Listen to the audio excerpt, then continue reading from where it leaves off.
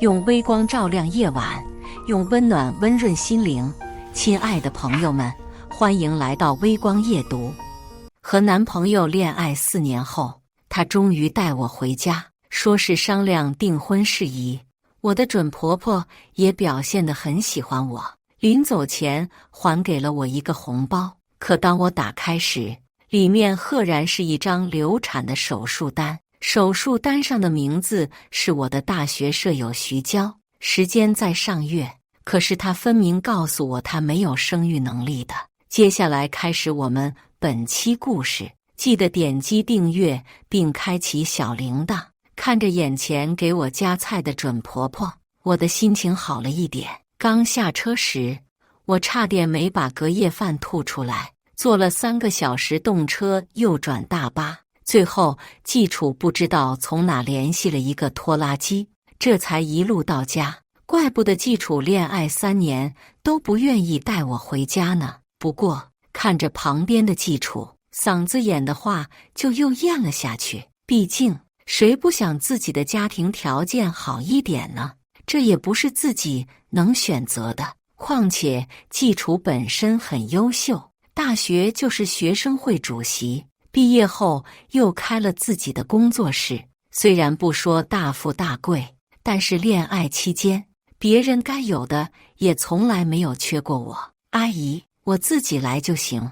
看着满满一碗的肥肉，我委婉地开口。季楚知道我不吃肥肉的，我本以为他会替我说的，结果看着眼前的碗，我属实有点不知所措。第一次到男朋友家里，我不想给他的家里人留下坏印象，尤其他还是单亲家庭。乔薇呀，你看你瘦的多不补啊，以后生孩子的时候才不受苦嘞。听到这话，我下意识就转过头去看季楚。他没告诉家里人吗？可是刚交往的时候，他就告诉过我，他天生弱精，没有生育能力呀。当初恋爱的时候，他第一时间就告诉我了。我考虑了3天，决定和他在一起。一个是因为他没有瞒着我，我觉得他是个值得托付的人。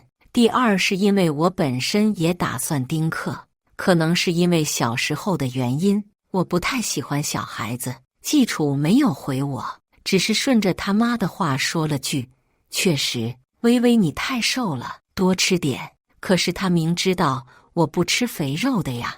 晚上我睡在炕上，不知道是过敏还是咋了，浑身发痒。季楚，你去给我找点药吧，我可能过敏了。这都半夜了，妈都睡了，妈心脏不好，明天给你找。乖，你先忍忍，我给你挠一下。看着眼前这个昏昏欲睡的男人，我第一次开始质疑自己的决定，真的是对的吗？我们俩是在大学认识的，他当时是我的学长，也是学生会主席，长相也是温文尔雅那一挂的。喜欢他的女生很多，因为徐娇的原因，我近水楼台认识了他。当时并没有什么想法，但是他却在我毕业的时候向我表白，说他很早就喜欢我，但是因为自己的原因一直没有表白。但是现在他想试一试。我一直遗憾没有谈过校园恋爱，所以就答应了季楚。和他在一起后，前2年我们基本没有吵过架，直到1年前，当时他要开工作室，但是没有资金，每天不是去拉投资，就是躲在我俩租的房子里喝闷酒，把自己搞得人不人鬼不鬼，经常就是2、3天不睡觉，眼底青黑，胡子拉碴。直到有一天我看不下去了，季楚，你振作一点，你不是有自己的目标吗？你不是跟我说过很多你对未来的想法吗？难道整天躲在房子里喝酒就是你的未来吗？我恨铁不成钢，工作室做不起来，咱们就先从最开始干，慢慢来，总能好起来的。呵，他冷笑一声，冲着我吼道：你瞧大小姐不识人间疾苦，说什么都那么容易，未来没有钱那有什么未来？随后摔门而去，一晚上没有回来。第2天我回家跟爸妈谎称我自己想创业，但是缺少资金。爸妈听了很是开心，因为我一直以来很闲鱼，自诩以后挣的钱养活得起自己就行，所以毕业后就找了个小公司窝着。我爹看着自己一手打下的家业，每次回去都和我嘟囔，后继无人，以后全部上交国家，我一分钱也别想要。我老爹不怕我开口要钱，就怕我躺平摆烂。听了我的话后，乐乐呵呵去取了钱给我。我回去后，季楚也在房子里，一见我就眼眶红红的过来搂我，说昨天晚上喝多了，不是故意冲我发脾气的，以后都不会了。我把钱给了他，打个欠条吧，以后就当是我的陪嫁喽。我开着玩笑，季楚也没有犹豫，二话不说就打了欠条，抱着我头靠在我的颈窝处，说他对未来的规划，说他会挣很多钱，说他以后会买一个大房子，说我跟着他窝在出租屋里受苦了。那一晚我们窝在出租屋里，吃着他从外面甜品店提回来的打折蛋糕，劣质奶油吃得我嘴里发腻，边吃蛋糕边说以后房子的装修，以后的房子一定要有一个大阳台，我还要养一个银渐层和哈士奇，哈哈哈哈！我一定要看看这狗到底有多蠢。季楚伸手擦掉我嘴角的蛋糕，宠溺应道：好。离开他家的时候，他妈把我拉到一旁，从口袋里拿出一个红包，神秘兮兮地递给我。微微，你第一次上我们家，这是我的一点心意，薄薄的一个红包。我想着他家里的条件，正要推辞，但是他妈却很强硬，你要是不收下，就是看不起我们家，这是我老婆子的一点心意，可别让小楚知道。我心里划过一道暖流，虽然家里条件这样，但是礼数真的不差了，怪不得能教出季楚这样的孩子。我也不再推辞，收下后，我挽着他妈的手，亲昵道：阿姨，我有时间就和阿楚回来看你。他妈看我收下红包后没有应声，只是淡淡的点了点头。微微，走了，车来了。听到季楚的声音后，我提着行李就出去了，还是拖拉机，要了老命了。等回到家，我就接到发小的电话：乔大小姐，听说你和季楚要订婚了。电话那头的声音有些低沉，一点都不像平时的江明远。对呀，到时候记得给我包一个大大的红包哟。好，说完后就自顾自地挂掉了电话。真是奇怪，应该是有什么急事吧。不过说起红包，自从回家后，我就把季楚他妈给的红包抛之脑后了。这会儿想起来还有点愧疚，毕竟是老人家的心意。从包里拿出来后，才感觉有点不对劲，摸起来像是什么折在里面。流产手术单，我的脑袋乱成了一窝浆糊。上面的名字赫然是我的大学舍友兼季楚的朋友徐娇。他妈为什么会把这个包在红包里？徐娇的手术单为什么又会在季楚家？我记得上个月有一次季楚说要出差，难不成我的 CPU 烧了？微微，最近有个很重要的项目，可能要加班了，不能陪宝宝了。等我回去的时候，给你带你最喜欢吃的蛋糕。说完后，季楚就匆忙挂掉了电话。季楚自从工作室成立后就一直很忙，我也一直没心没肺。况且季楚一旦有时间就会陪我，我们平时就像普通情侣一样逛街、吃饭、看电影。只不过季楚很少有时间盯着那个手术单，一晚上没睡后，我决定去找季楚问个清楚。万万没想到，我能在季楚的工作室底下看见徐娇，他手里牵着一个2、3岁的小男孩。他应该没有看见我，但是我看得真真切切。看着他进了季楚的办公室后，我拨通了季楚的电话：微微，想我了吗？听着他和平时别无二致的声音，我不禁嗤笑，自己有点疑神疑鬼，或许只是个意外呢。徐娇出现在这里，并不一定是找季楚的吧？对呀，想你啦，我快到你工作室了，你要下来接我吗？一瞬间，我好像听到了什么打翻的声音，季楚的声音也一下子变得有些结结巴巴。微微，你怎么没有提前和我说一声啊？这不是想给你一个惊喜吗？以前听到我这么说，季楚总会揉揉我的头说，有微微就是我最大的惊喜。今天他却有点烦躁地说，微微，我今天要谈一个很重要的合同，不在工作室，你先回家好吗？我忙完了就回来陪你。我挂掉电话，我没办法再骗自己了。10分钟后，我看着季楚从工作室出来，一手牵着徐娇，一手牵着那个小男孩。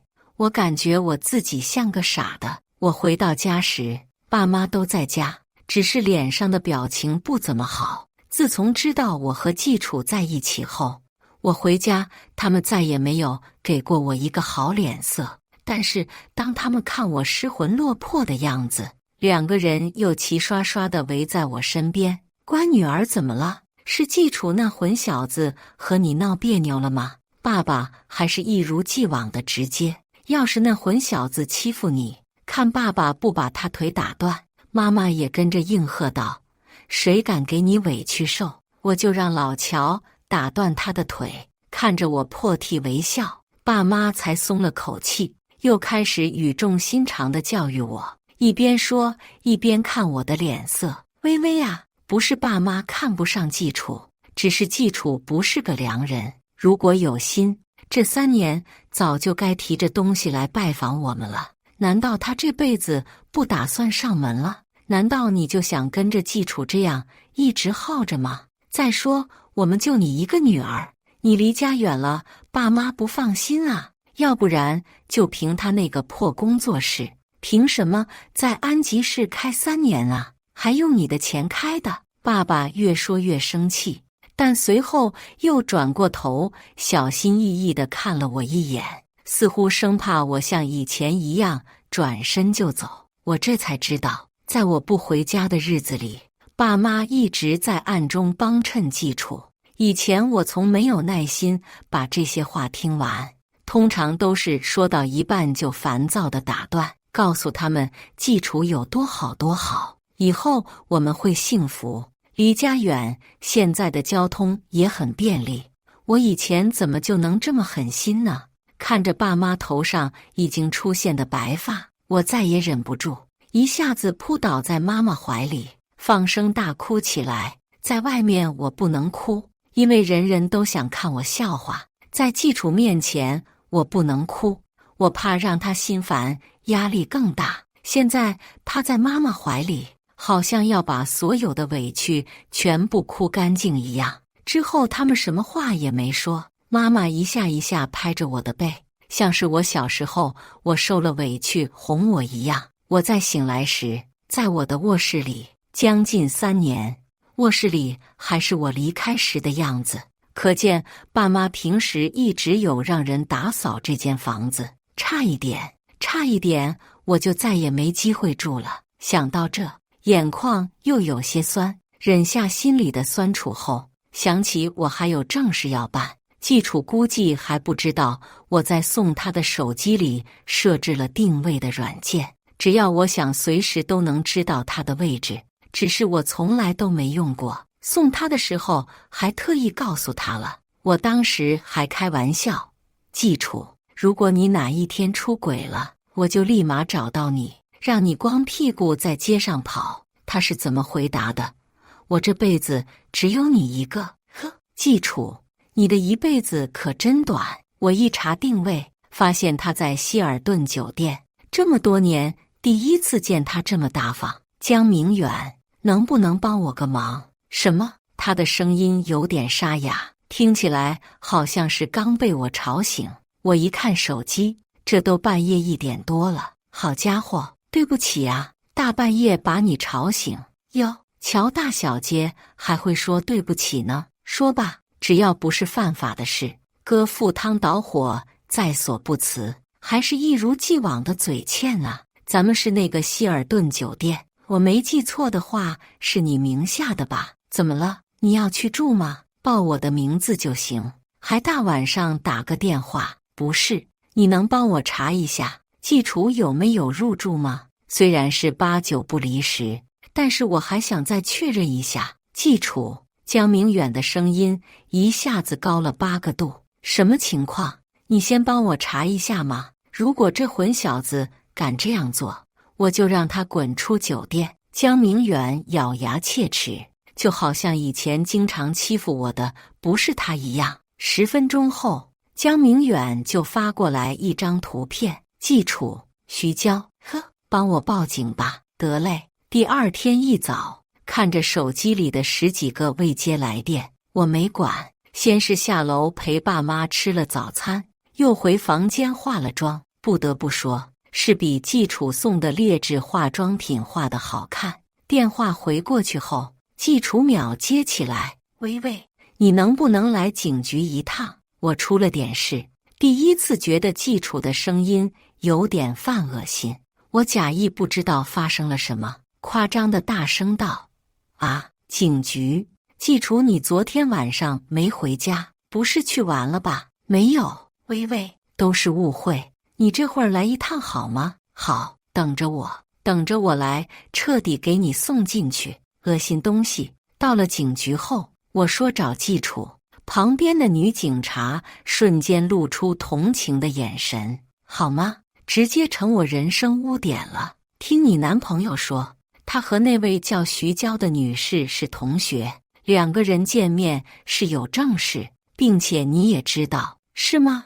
戴眼镜的小年轻警官例行问道。还真是不要脸，再听下去，我怕今天早上吃的早饭得吐出来。我拧了一下大腿，硬是憋出了几滴眼泪。警察同志，徐娇确实是我的同学，但是这事我真的不知情。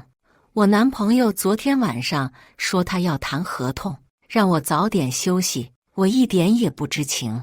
听他说是有人举报，虽然我相信他的清白，但是为了以防万一，你们可以检查他的手机，看看有没有金钱交易。至于季楚，如果他没事，他会回家的。如果他真的做错了事，我也不想再见他了。说完，我转身就走了。季楚，你最好祈祷你昨天没有转账，不然就是神仙也难救你。最后听他工作室的合伙人说，他确实得到半月套餐外加罚款。操，便宜那个狗东西了，居然还真敢拿着我老爹的钱去养你的女人。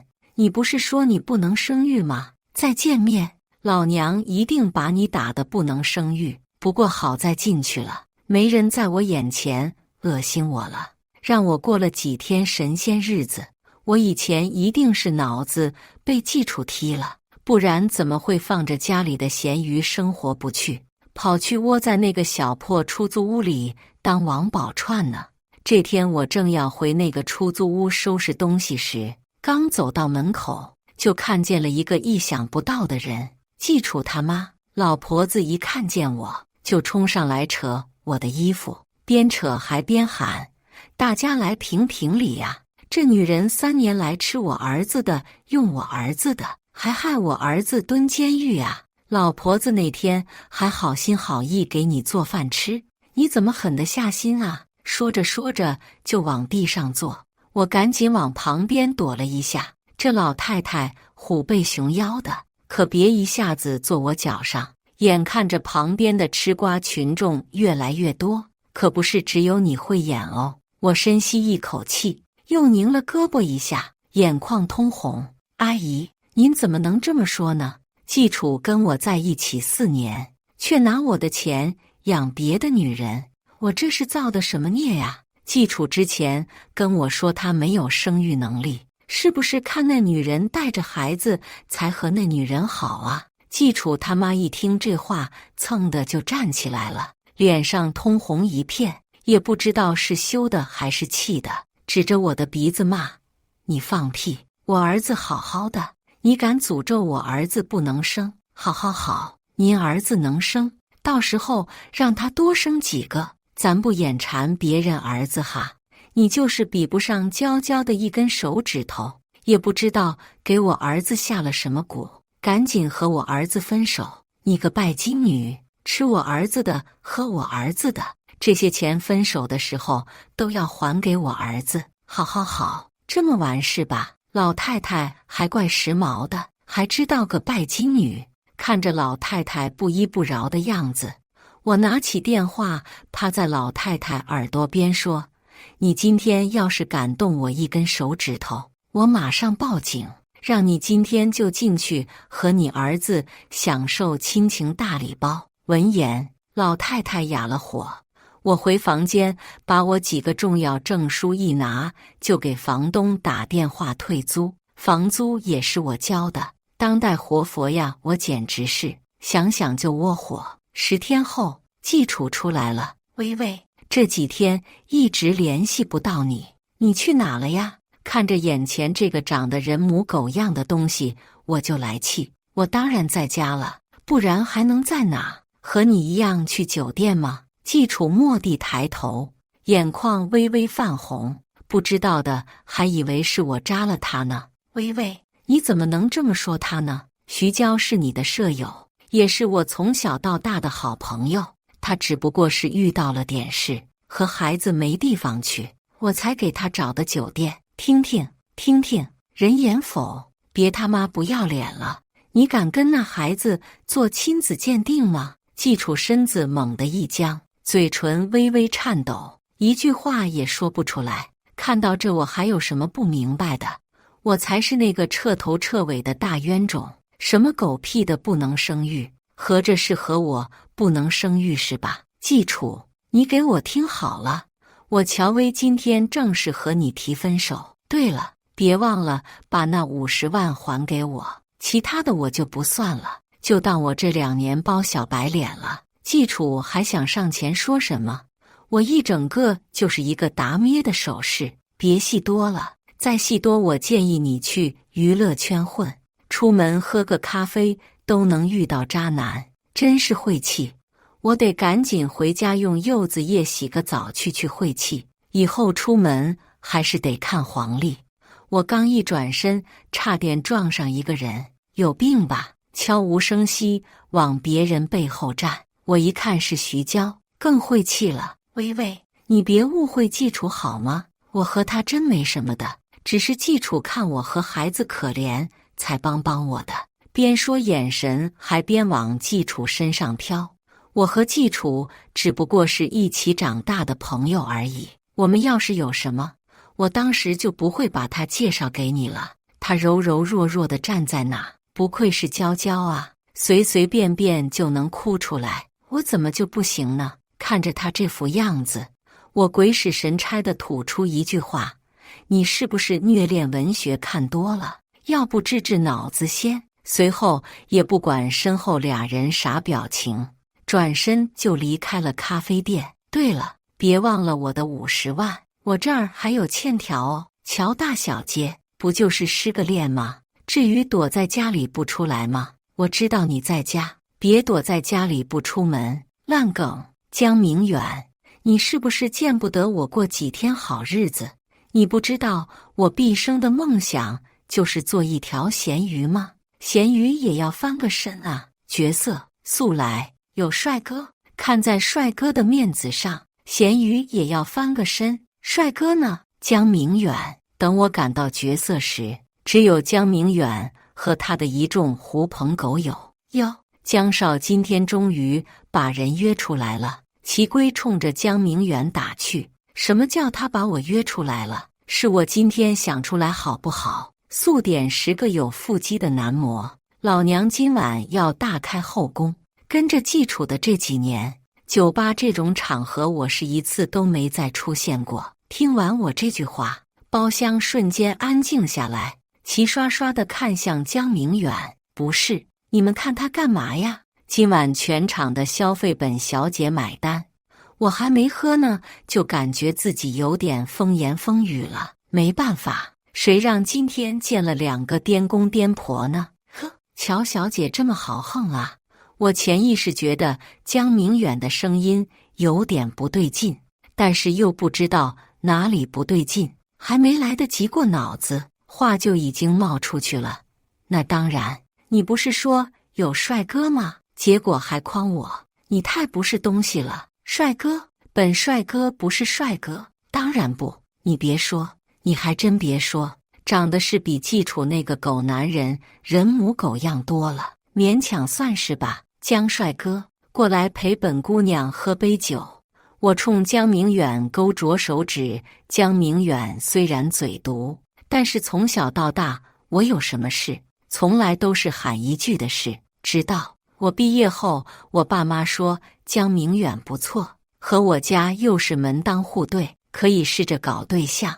我当时满脑子都是我要自由恋爱，不要包办婚姻。现在想想，我可真是鬼上身了。得嘞，大小姐。江明远端着杯酒就屁颠屁颠而过来了，惊呆了一众吃瓜群众。反应最大的就是齐龟，没想到你是这样的江少。说完，江明远一个眼刀飞过去，瞬间就没声了。出戏。江明远，我是什么很贱的人吗？我已经开始口齿不清了，只觉得头晕脑胀，胃里烧得慌。你是乔大小姐，那为什么我付出真心的人是这么恶心的人？我觉得我跟他在一起4年，我觉得我都有案底了。乔，你付出真心不是你的错，只是他不是你的良人罢了。江明远的语气变得好温柔啊，他怀里好舒服。江明远真好。我是被一阵电话铃声吵醒的，没急着接，但我想到了什么，瞬间清醒。我的老天爷呀！就在我准备跑路时，江明远来了句：怎么，乔大小姐不打算负责吗？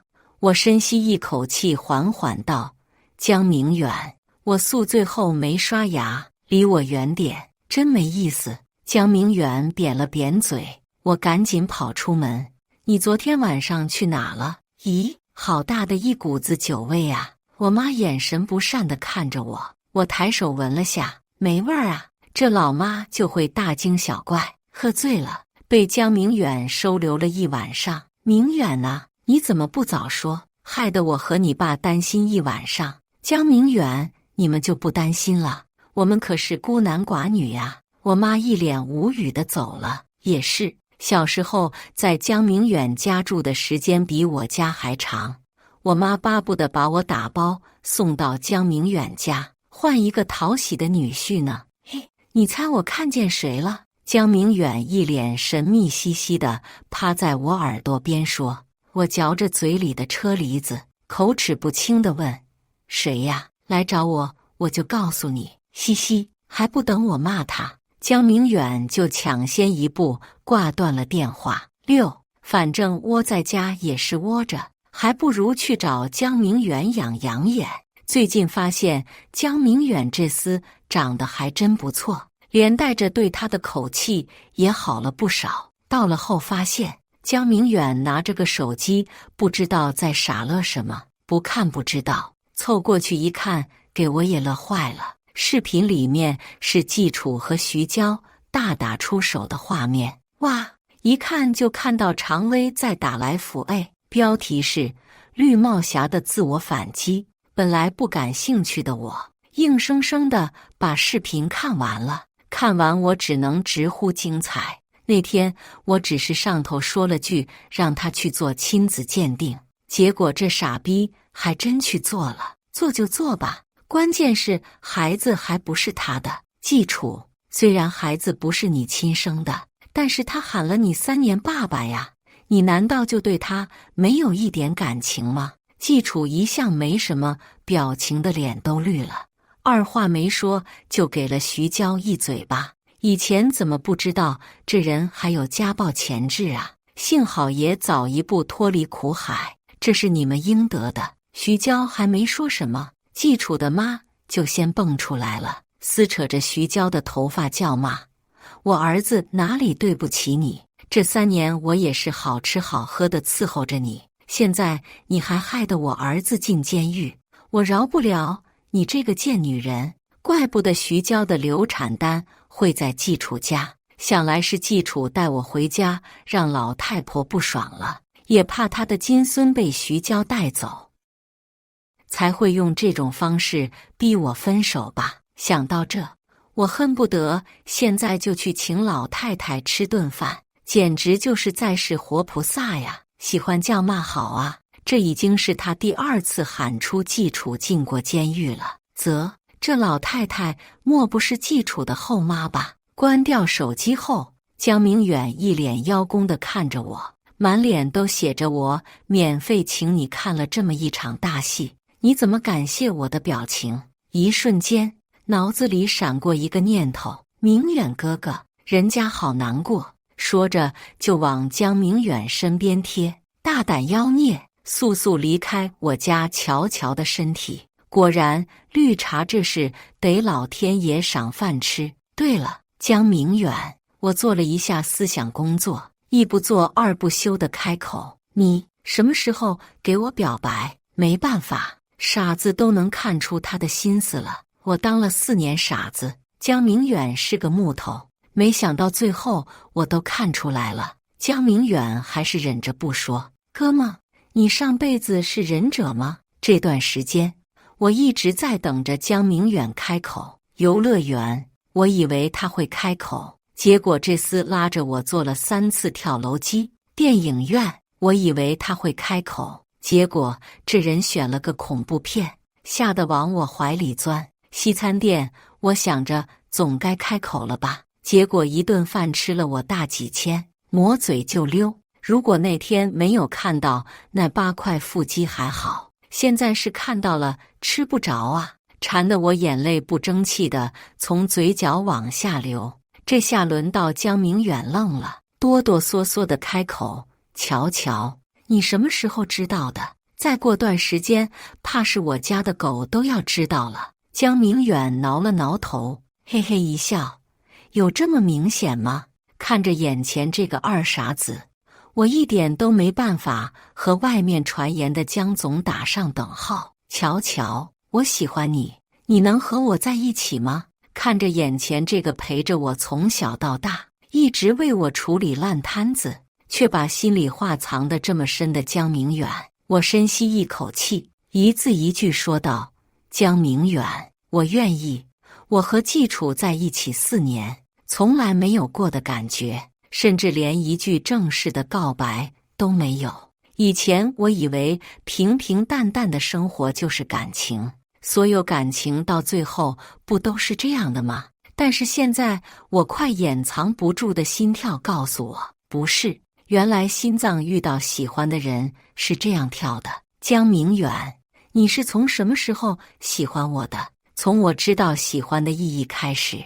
那你为什么从来不说？我以为你知道。毕业那天本来打算说的，但是那天听到你跟伯父吵架，说讨厌我。说到这，他低着头，看起来有些难过。原来就差一步，那天正是季楚给我告白的那天。我爸说想让我和江明远试试，我脱口而出的一句话，却让我们差点错过。我和江明远订婚前几天，季楚来了，他早已不是之前那个温柔学长，枯瘦的身影好像随时要倒下，发丝凌乱，胡子好几天没刮的样子。他神情苦涩，双手颤抖地递给我一张卡：微微，这卡里是你当初借给我的50万，我来就是想问一句，我们之间真的没可能了吗？我们当初一起涂的娃娃，我们一起拍的照片，我都留着。我当初真的不是故意的，是徐娇喝醉酒，是意外。如果你回来，我保证和他断得干干净净。当初你不是说想养一个银渐层和一个哈士奇吗？我都买了，我还给他们取了名字。你忍心让他们没有妈妈吗？我接过卡后，盯着他半晌，终于还是没忍住，颠躬，随后头也不回地离开。我还以为这50万拿不回来了，还算他有点良知。良知是有一点，但是不多的，脑子是完全没有的。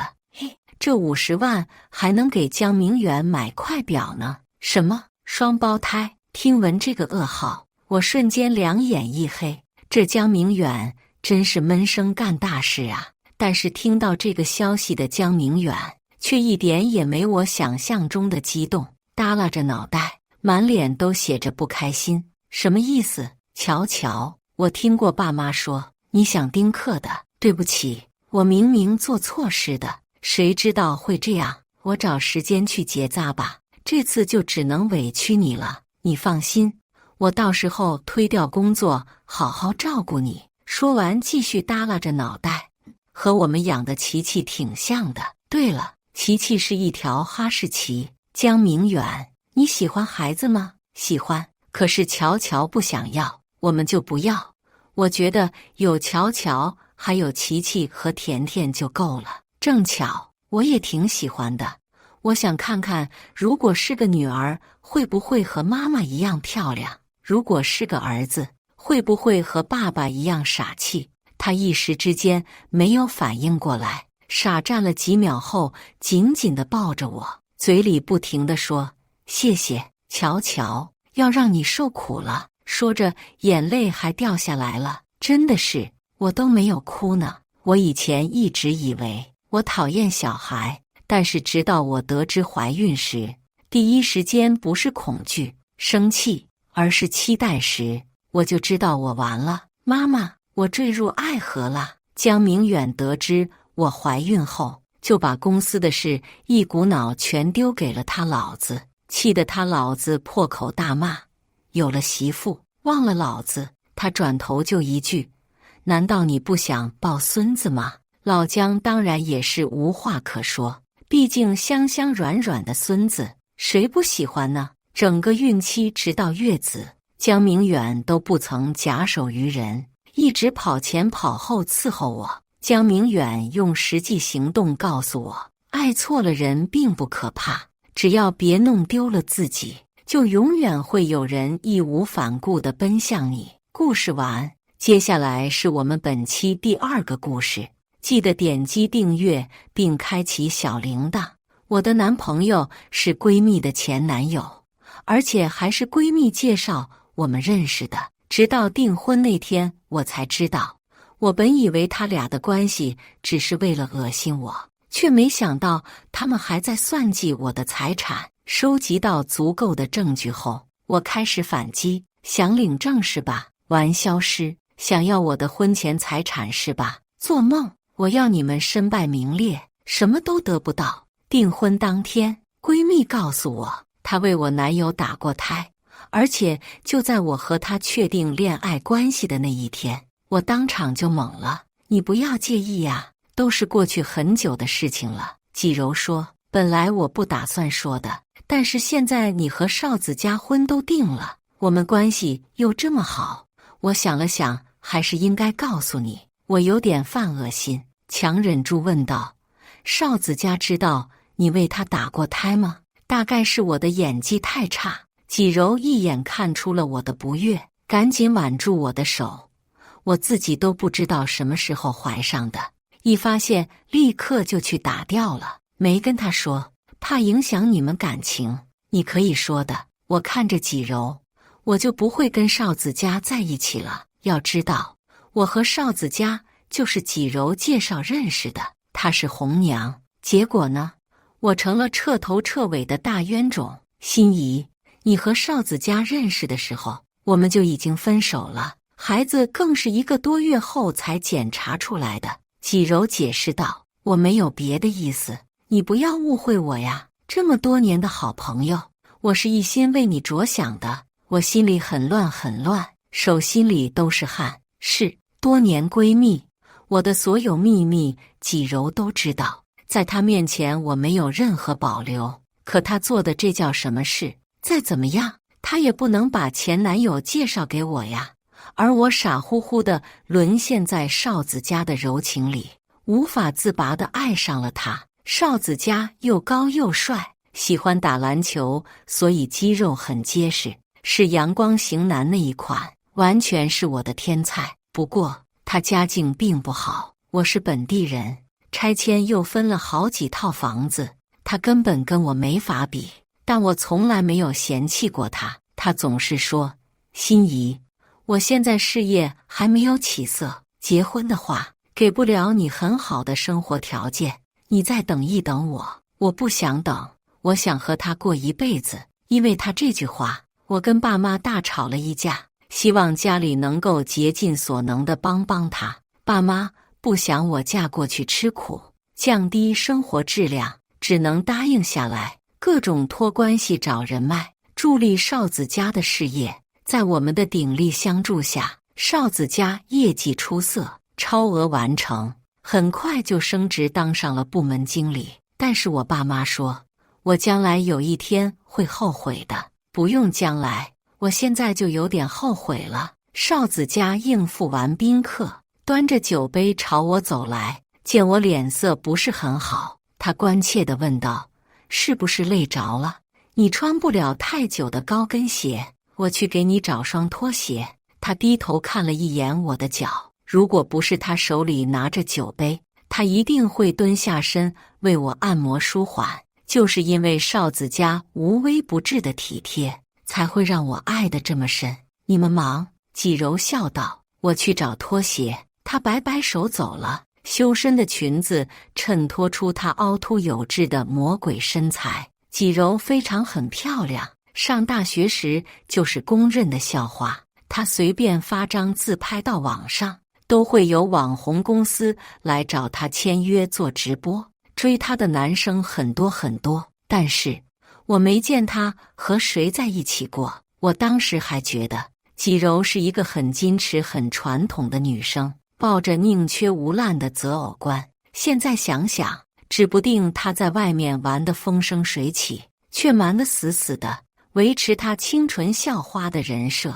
我问少子家，在你们男人眼里，纪柔就是只可远观不可亵玩的大美女吧？你也很好看。少子家说，我老婆就是最美的。他还凑过来，吧唧在我脸颊上亲了一口。我瞪了他一眼，如果我和纪柔同时追求你，你会选择谁？当然是你呀。少子家身上有股酒气，为了陪亲戚朋友，所以喝了不少，看起来是半醉的状态。见他这个样子，我到嘴边的话又咽了下去。他和纪柔都是过去式了，而且他压根不知道打胎的事，现在还在订婚宴的现场。我不好跟他翻脸，这婚难道不定了吗？我还是很想嫁给他的。正说着，纪柔拎着拖鞋回来了。少子家搂着我的腰，扶着我换了鞋子，压根没正眼看纪柔一眼。哪里看得出来，这两个人曾经谈过恋爱，连孩子都怀上了。我突然想起大学室友跟我说过一句话：心怡，你以后要是有对象了，千万别带到纪柔面前，她漂亮又聪明，没有男人能把持得住的。你太善良单纯，纪柔不是一个简单的人。现在想想，纪柔的心机远超过这位室友的认知。她根本不是想勾引我男朋友，她是直接把她的男朋友送到我身边，细思极恐。表面上我没有表现出任何的异样，还是和纪柔嘻嘻哈哈的互相调侃打趣，和平时一样。但是我的心里已经开始防着她了，防火防盗防闺蜜，居然是一句真理名言。纪柔绝对不像表面这么简单。我以前对他的认知太浅薄了，他玩得相当野，肯定还有我不知道的秘密。打胎只是他生活中微不足道的一件小事，订婚宴接下来的流程我都不知道是怎么进行的，整个人心不在焉。而少子家和纪柔全程没有互动，仿佛陌生人。以前我觉得是因为他们两个人都有分寸和边界感，怕惹出闲言碎语。现在我再想想，很不对劲，他们分明就是在刻意的避嫌。当晚回到家，我故意问少子家，你当初为什么会喜欢我呀？喜欢就喜欢了呗，哪里还有理由？可是我和纪柔站在一起出现时，正常男人都会喜欢她吧？这简直是一道送命题，就看邵子嘉怎么回答了。他伸手搂住我，太漂亮的 hold 不住，欣赏一下就可以了。娶回家的还得是你这种，你什么意思？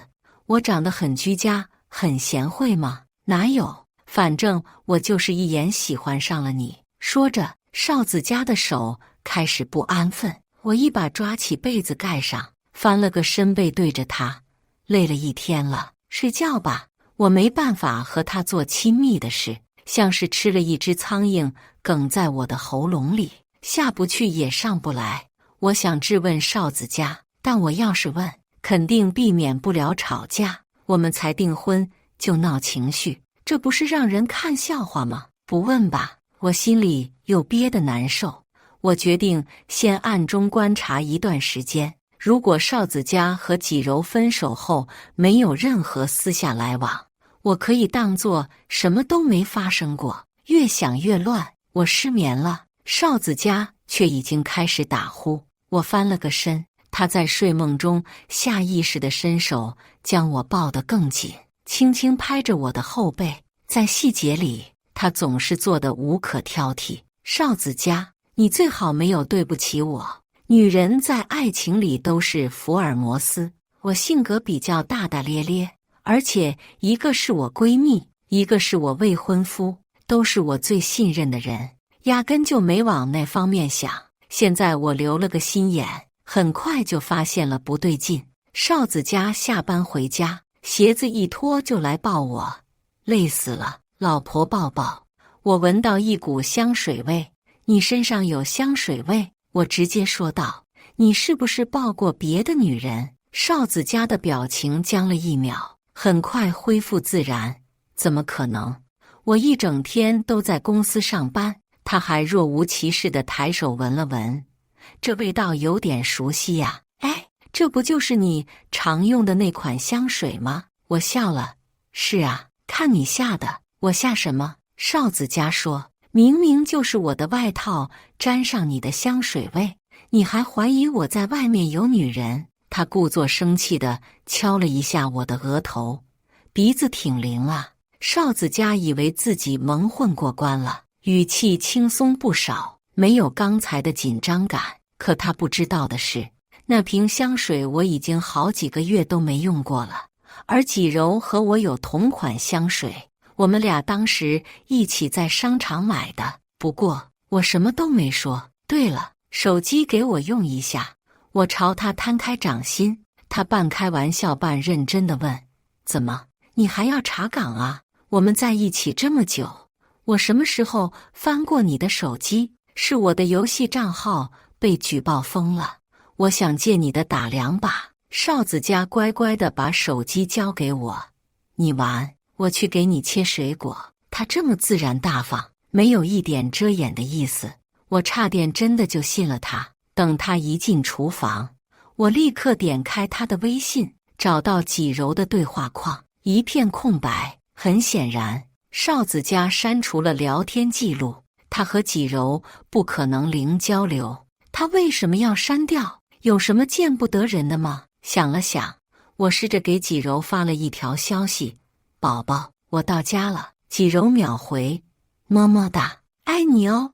我的心猛然往下一沉，大脑彻底死机，不敢相信自己的眼睛。这一刻，我所有的猜想都得到了证实。我最好的闺蜜，我刚订婚的男朋友，早就背着我搞在了一起。最讽刺的是，我的男朋友是我闺蜜介绍给我的。他们2个为什么要这样做？擦干眼泪，我冷静下来，将对话框截了图发给我自己的微信上，然后删除。再然后，我再把纪柔的对话框也删了，不留痕迹。做完这一切，刚好邵子嘉端着水果走了出来，我马上切换到游戏界面。周末，纪柔约我逛街，我答应了，正好会她。刚好是换季的时候，商场的服装店上了许多新款，我心情不好，就想花钱，一不留神就买了一大堆。纪柔也试了不少，但最后只买了一条裙子。其实长成他这样，披个麻袋都是好看的。你怎么只买了裙子啊？我问。刚才那件上衣衬得你肤色白，又有气质，可以拿下的。哎，没钱，工资还没发呢。我不像你，本地土著，有房有户，爸妈有退休金，想买什么眼都不眨一下。纪柔满是羡慕地说着，夹杂着丝丝嫉妒。我故意撞了撞她的肩膀。不是吧？你这样的大美女，找个富二代不是分分钟的事吗？哪有这么容易呀？要不我给你介绍一个。纪柔一听，顿时来了精神。你有合适的单身男性？当然有了。我点点头。我是土著，自然也认识土著啊。他家里好几栋楼，每个月光收租都有几十万，还投资了几家餐厅，生意红火得很。纪柔热情地挽着我的手。你有这么好的人，怎么不早点介绍？闺蜜一场，你还藏着掖着呢？我怕你不喜欢吗？他虽然家境好又有钱，但是学历不怎么高，还有点矮，我觉得配不上你。纪柔心动的不行，恨不得立刻从我这里要到联系方式，但他嘴上却矜持说道：外表只是一部分啦，具体合不合适，还是要见面接触看看的。我在心里冷笑。他真的很会装，我以前怎么就一点都没发现呢？我点点头应着。行，我找个机会介绍你们认识。纪柔心花怒放，对我更是无微不至，不仅帮我提购物袋，吃饭的时候甚至还主动买了单。我知道他是小县城出身，工资也只有5000块，除去房租水电，基本没剩多少。所以每次出来玩，我都抢着买单。时间一久，纪柔就当成理所当然了，而且她还经常带着分装瓶来挖我的护肤品。我的口红她涂着好看，也就顺手拿走了。我以前觉得没什么，闺蜜嘛，分享也是正常的。现在我恨不得捶死自己。回到家，少子家给我发消息说他今晚要加班。谁知道他是真加班还是去鬼混？没关系，我也正好去找我的土著朋友。烤肉店里，我见到了李宇，他穿着白 T 恤和短裤，人字拖，懒懒散散的样子，就差在腰间别一大把钥匙了。看见我，他打趣道：越来越漂亮了，果然爱情滋养人啊。我眼泪瞬间就噼里啪啦的往下掉。李宇吓坏了，你这是怎么了？哎，我可没把你怎么着呀。他赶紧抽出纸巾递给我，我也不知道自己这是怎么了，反正就是控制不住，想大哭一场。所有人都以为我过得很好，恩爱甜蜜，实际呢，少子家背叛我，纪柔算计我，差一点我就踏进他们的陷阱了。深吸一口气，我把事情都跟李宇说了。李宇看着我，你想让我去钓纪柔？对，他满脸复杂。就算没有了纪柔，也还会有张柔、李柔、王柔的。我劝你还是早点放弃幻想，看清你男朋友的真面目。你误会我的意思了。我说，我是想让你从纪柔口中套出，她当初为什么要把前男友介绍给我，又为什么继续背着我搞在一起。李宇这才长松一口气，行，包在我身上。我们俩一拍即合，制定了周密的计划。很快，我安排李宇和纪柔见面。李宇开着他的保时捷来了，手腕上戴着劳力士，一出场就把纪柔的心锁得死死的。他哪里能抗拒得了这么有钱的男人？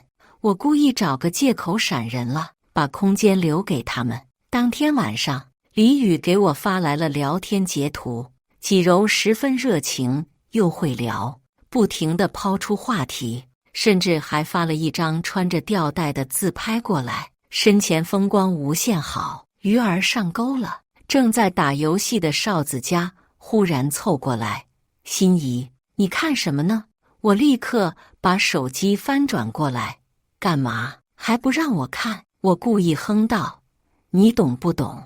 闺蜜之间的聊天记录是不能让第三个人看到的。行行行，你和纪柔聊，我不看。你说纪柔这么漂亮，性格又好，为什么会单身呢？”邵子佳一脸无所谓：“我哪知道，可能眼光高吧，装的还挺像。”我看着他坐在电脑面前的背影，心如刀割。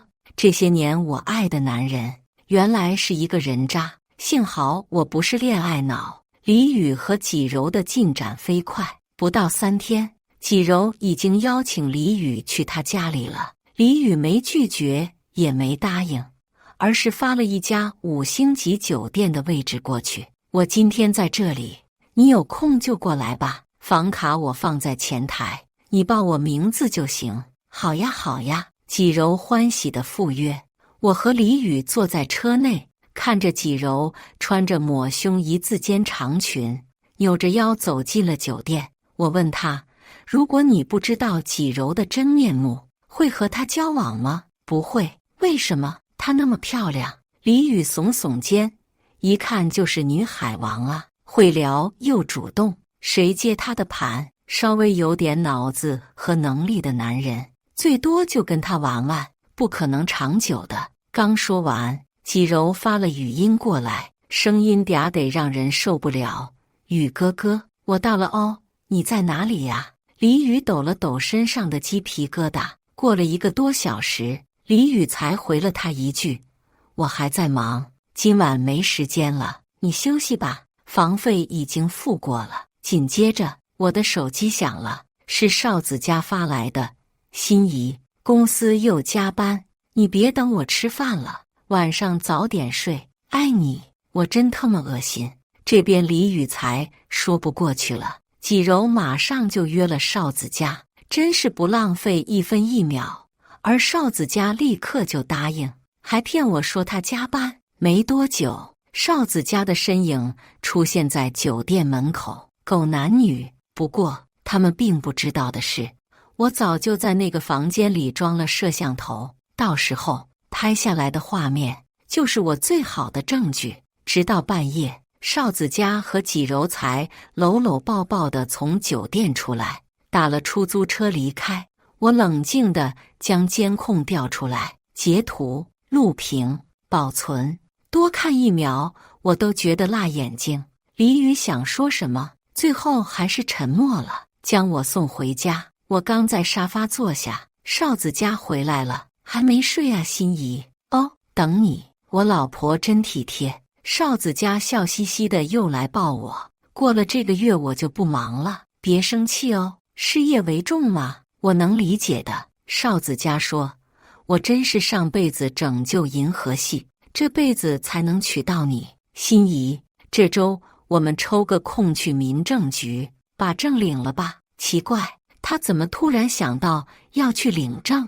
我不动声色地回答：“这么大的事情，还是要跟家里商量一下吧。我们都订婚摆酒了，双方父母见过面，领证就是一个仪式而已。等我休年假有时间了，再把婚礼办了。”邵子佳滔滔不绝地说着婚礼的细节，问我想要什么形式的，想在哪里举办，喜欢什么花。我越听越烦，但还是勉强笑着应道：“到时候再说吧，哪能随便呢？婚礼是一生一次，必须要隆重。我很想看见你穿着婚纱，拿着捧花朝我走来的那一幕。”邵子佳这张嘴真是太会哄人了，可惜他已经骗不到我了。看着他这副深情款款、畅想未来的样子，我实在忍不住泼了一盆冷水。如果我今年都不想结婚呢？邵子佳很意外地看着我：“为什么？”“没有为什么，就是不想。”他有些慌：“心怡，是不是我哪里做得不够好，惹你生气了？你说。”我改。我现在手头有一个项目，确实太忙了，过了这个月就好了，可以天天陪你。我直勾勾地盯着他。过了几秒，我扑哧一声笑了起来：“逗你玩的。”邵子佳长松了口气，这种玩笑可不能随便开。结了婚就可以备孕要孩子了。我们俩现在都处于最佳的生育年龄，对孩子好，连怀孕他都计划好，提上日程了。我真是谢谢他替我安排的明明白白呀！我附和着：是啊，我们俩都走到这一步了，结婚也是顺理成章的事情。不过领结婚证也有讲究，我明天去爸妈那边一趟，毕竟户口本在他们手里呢。好，我陪你一起去拿户口本就有时间了。看来他很想早点结婚，事出反常必有妖。不用，你专心忙工作了。我拒绝他，我中午抽空过去一趟，还能蹭顿午饭。少子家答应了。半夜他睡着后，我偷偷拿起他的手机，躲进了洗手间。我点开纪柔的对话框，模仿着少子家的语气：宝宝，你在酒店的时候真热情，差点把我累死。纪柔还没睡，很快回复了：新的地方新体验嘛，你喜欢吗？喜欢，就是回家后孙心怡也缠着我，交不出公粮了。纪柔，他那个蠢货，你随便哄2句就行了。他已经睡了，我今天跟他说领证的事情了。纪柔，什么时候领证？他有没有提婚前财产公证的事情？没。我再也聊不下去了，坐在马桶上发着呆。婚前财产，所以这就是他们联手算计我的目的吗？我是家里的独生女，家里的房子车子爸妈都早早的过户到了我的名下，变成我的婚前财产，所以就算不去公证处做公证，少子家也分不走。他和纪柔到底想干什么？第二天中午，我去见了李宇，我让他把纪柔约出来，就说他的朋友看见他和一个男人从酒店出来，看纪柔怎么解释。李宇照做了，而我躲在隔壁。纪柔听见李宇质问，立刻就撇清关系：宇哥哥，那是心仪的男朋友呀，你别乱吃醋哦。你和她男朋友在酒店？哪有，是恰好遇见，就随便聊了几句。哥哥你没来陪我，当时又很晚，他就提出送我回家。纪柔说，我和心怡是闺蜜，她照顾我一下也是正常的。李宇又问，你和他真的没什么？当然啦，我有你，哪里还会看得上别的男人？再说了，心怡男朋友没房没车的，连你一根手指头都比不上。纪柔娇笑着，声音越来越酥，宇哥哥，你今晚有没有空呀？我以前打死也想不到他还有这样的一面，真是知人知面不知心。李宇给我发来一段音频，我把纪柔的话录下来了，以后你和少子家撕破脸了，可以当做一份证据。谢谢。离开后，我去了一趟律师事务所，我把自己面临的情况全部都说了。律师给我的答复是，我目前还没领证结婚，我的所有资产和男方没有半点关系，而一旦领了证，就算做了婚前财产公证，也不是100%的保险。如果男方要扯皮，要打官司，尤其是当有了小孩，而男方拿走了抚养权，他身为监护人，是完全能够分走一部分的。我醍醐灌顶，难怪少子家想快点结婚生孩子，真是诡计多端的穷男人。我彻底没心思上班，请了假回家，一开门就闻到了烟味。厕所里，少子家一边抽烟一边在打电话，他去他爸妈那里拿户口本了。宝宝，我这周一定和他领证，婚前财产又怎样？何况他现在还没做公证，我会拖着他暂时别去公证处。退一步来说，就算做了公证，以后我再慢慢想办法，反正他好骗得很，到时候他的房子归我，就给你买那个什么铂金包。我死死地咬着唇，才克制住自己愤怒的情绪。少子家明面上和我在一起，暗地里和纪柔乱搞。纪柔明面上是我闺蜜，暗地里把男朋友送到我身边，他们打算一起骗我家的财产，差一点我就上当了。少子家每天都把领证挂在嘴边，一会儿问我那天穿这件怎么样，一会儿说我们早点过去取号，早领证早踏实。我静静地看着他表演，既然他不仁，那就别怪我不义了。我笑道，我妈特意托人看了日子，说这个周五最合适。行行行，他连忙应道，就周五。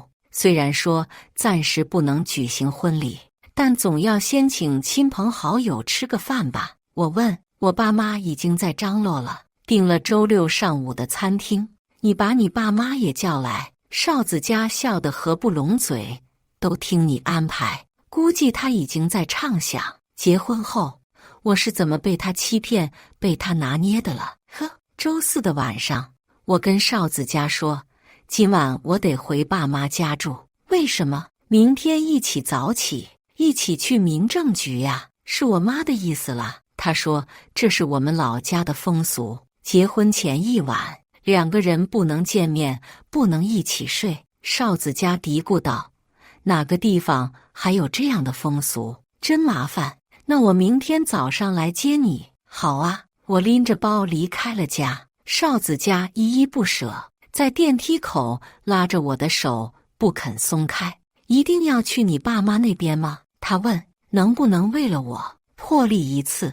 我曾经太迁就少子家了，他稍有不高兴，我就放低姿态哄他，导致他觉得我就是一个恋爱脑，没有主见。其实只是因为我爱他罢了。如今看清他的真面目，我恨不得把他的东西立刻扔出我的房子。就一个晚上，我哄着他，明早见。少子家不情不愿地松了手。我的报复计划正在一步一步开展，我直接失联了，手机关机，人不在公司，没有跟任何朋友发过消息。少子家懵了。我爸说今早一起来就不见他人影了，东西还在呢。我妈说我半夜起来上厕所的时候还看见他，天一亮就没影了。叔叔阿姨，我和心怡今天是要去领证啊。少子家急得团团转，他跑哪里去了？你先别着急，我们想想办法。心怡从小就乖巧听话，这么大的事她不可能掉链子。时间一分一秒的过，直到中午12点多我才开机给少子家打电话。不好意思啊，亲爱的，公司突然有点急事，一大早派我来了隔壁市，手机昨晚忘记充电了，这会儿才得空跟你说一声。你出差了？不，今晚上就能回的。少子家忍不住吼道，晚上才回，那这结婚证还领不领了？我委屈巴巴的，这也不是我能控制的呀，计划赶不上变化，只能等下周一了。我爸妈都快到了，你先陪陪他们，周六的饭局照常进行。我说晚领2天也没事。少子家气得不轻，可又不好发脾气，只能直接把我电话给挂了。切！我把手机一扔，看向旁边的李宇，整理的怎么样？快了。李宇一边滑动着鼠标，一边回答，明天在包厢里，你先把投影打开，再把这些照片、视频、录音什么的一放，绝对让他们2个当场社死。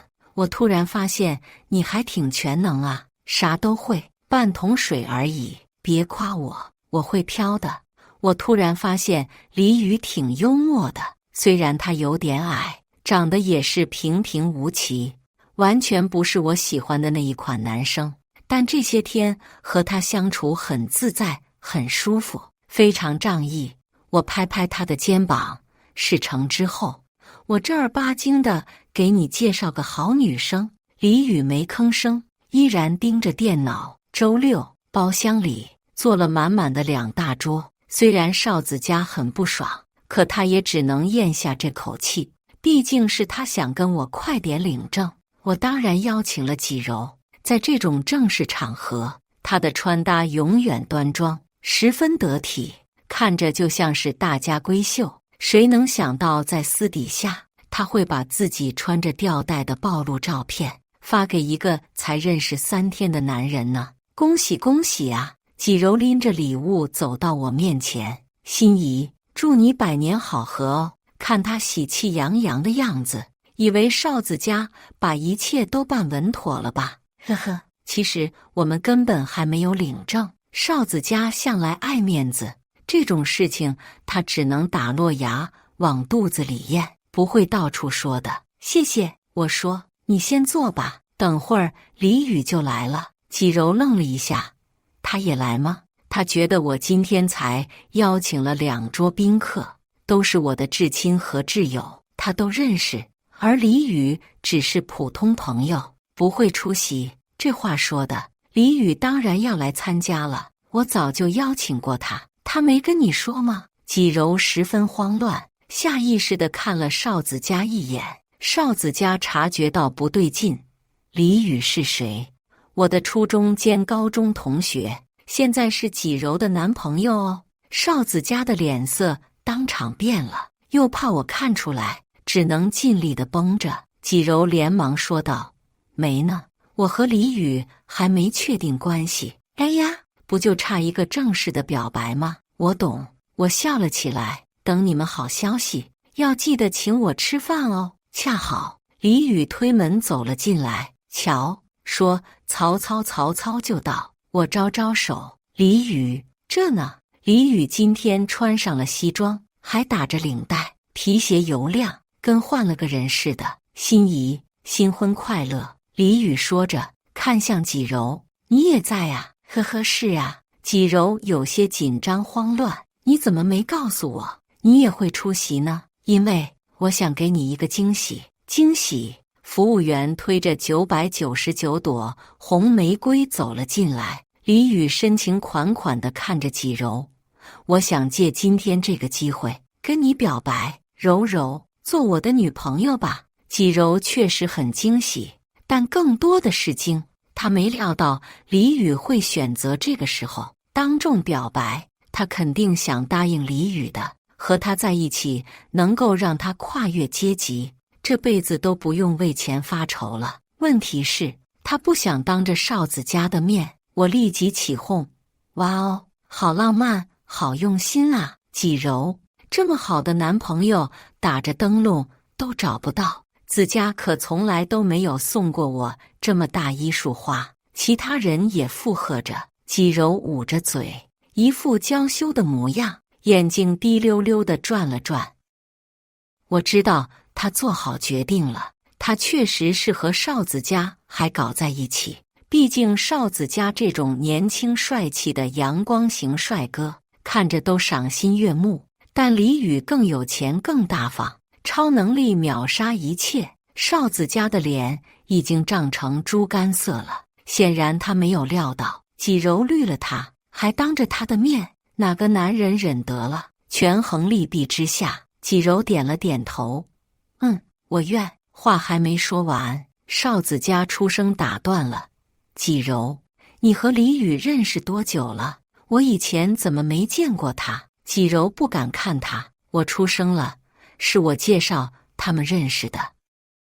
算起来才1个多星期吧，不过2个人有眼缘，感情进展非常神速呀。”少子家绷不住了：“你介绍的？”“对呀，你看，纪柔介绍我们认识，我介绍他和李宇认识，这不就是妥妥的缘分吗？”我故作天真，笑容满面。少子家说：“我觉得你们认识的时间太短了，还是要再相处看看吧，慢慢来，才是对一段感情负责任的态度。”李宇回答道：“我对柔柔一见钟情。”少子家脱口而出：“我看你是见色起意吧？你这话什么意思？”少子家猛然回过神来，意识到自己刚才失态了，可是说出去的话泼出去的水收不回来了。开个玩笑，他勉强地挤出一丝笑容：“纪柔，你确定要答应他吗？”纪柔还是不看他，更不敢出声。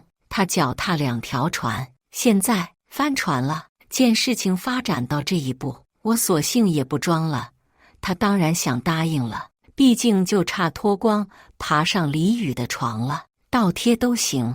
只可惜李宇看不上他。听到我这么说，李宇顿时大笑起来。纪柔懵了，心怡，你怎么能这么说我？我说错了吗？呵呵，5星级酒店是不是比快捷酒店舒服多了？少子佳想起来什么，彻底绷不住了。5星酒店，我点点头。对，你也去过的呀，这么快就忘记了吗？还是纪柔约的你呢？那个房间是李宇开的，没想到最后便宜了你们2个。纪柔错愕地看着我，整个人彻底傻眼。我也看着他，很奇怪吧？我为什么知道的这么清楚？因为李宇是我介绍给你的呀，就像少子佳是你介绍给我的那样。我这么一说，少子佳和纪柔瞬间都懂了，2个人同时变得脸色苍白。所以李宇他是骗我的。纪柔问：你故意让他来试探我的，不行吗？只许你算计我，不准我算计你。我这样强硬的一面是纪柔没有见过的，他半张着嘴，一时间不知怎么反驳我。你和李宇的聊天记录我也都看了，纪柔，我真看不出来啊，你私底下这么开放，和少子佳在一起的时候更加肆无忌惮吧？这个时候，旁边的人也看出来气氛不对劲了。我妈拉了拉我，小声问道：心怡，这是怎么了？刚才不是还聊得挺好的吗？爸妈，这个婚没法结了，退婚。我直接宣布彩礼全退，从此以后我和少子佳没有任何关系。说起彩礼，我更来气了，因为这件事我和少子佳还吵过一架。他只肯出6万块钱，说是他爸妈一生辛苦，没多少积蓄，一丝一丝就行了。可是我家直接陪嫁一辆20多万的车，我身边认识的人没一个只拿6万彩礼的，说出去真是让人看笑话。少子佳的父母赶紧站出来追问少子佳发生了什么事。这门婚事他爸妈是相当满意的，平时对我也挺不错的，不是证都领了吗？哪还有退婚一说呀？少母尴尬地笑着，心怡，别说气话，这么多人都在呢。少父附和道：是啊是啊，有什么事说清楚不就好了吗？我挑眉，我和少子佳昨天根本没领证，他没告诉你们吗？在他们错愕的眼神中，我把正在播放着祝贺我和少子佳新婚快乐的大屏幕换上了李宇给我整理好的证据。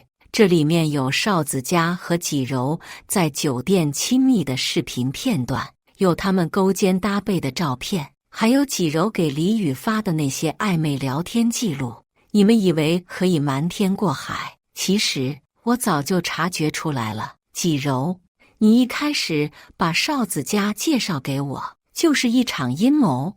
你和他联手，想吃我的绝户，夺我家的财产，真可笑啊！一个是我未婚夫，一个是我闺蜜，却一直在算计我。少子佳的脸色堪比打翻了调料盘。他问我：你是什么时候知道的？直到现在，他还觉得他瞒得很严实，我不可能发现。这话你得去问纪柔啊。我们订婚那天，是他告诉我，他以前和你在一起过，还为你打过胎。蠢货！少子佳又气又怒地瞪着纪柔。没事，你跟他说这些做什么？大概是看见我们感情好，他心里不平衡吧。毕竟他只能和你偷偷摸摸地搞地下情，我却可以光明正大地和你接受所有人的祝福。于是他想恶心一下我，没想到让我发现了端倪。纪柔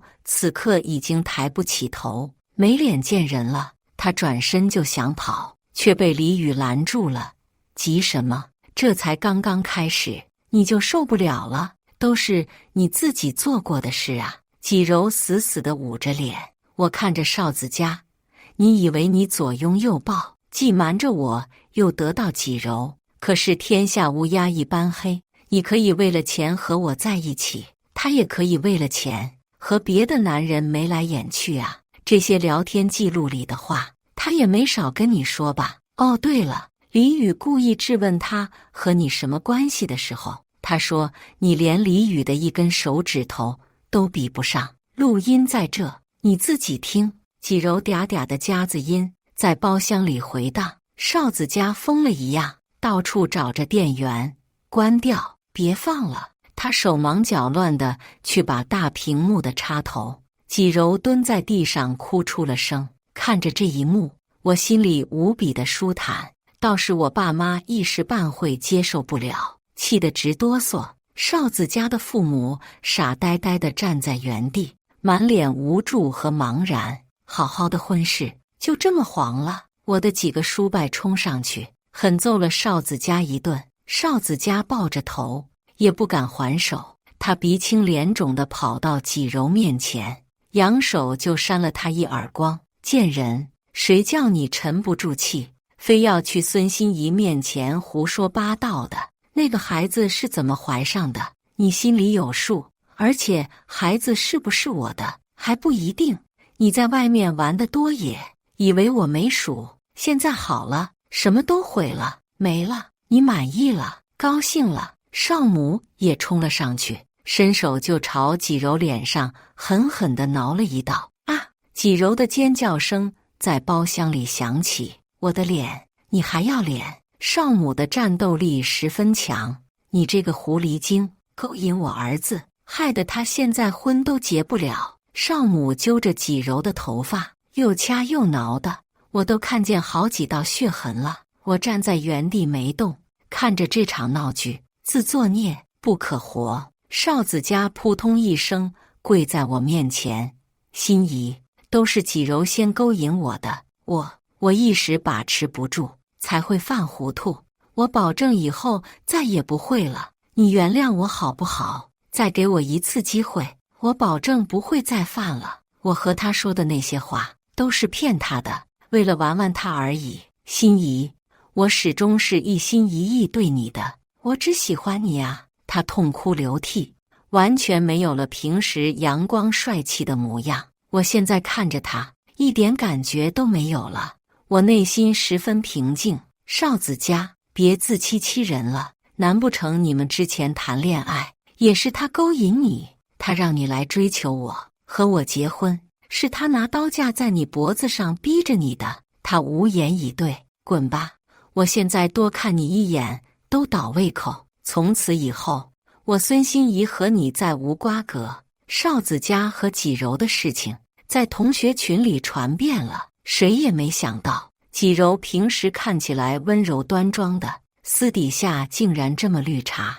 大家都开始疏远他，没人和他玩。他公司那边我也没放过，把他发给李宇的那些自拍还有聊天记录发到了他的同事群里。几柔没脸待下去了，名声彻底败坏，只能辞职。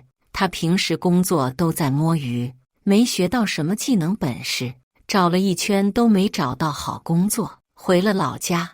我把哨子家的东西统统打包好，扔在门口叫他拿走。我们的情侣装、共同用品，我更是直接丢进垃圾桶。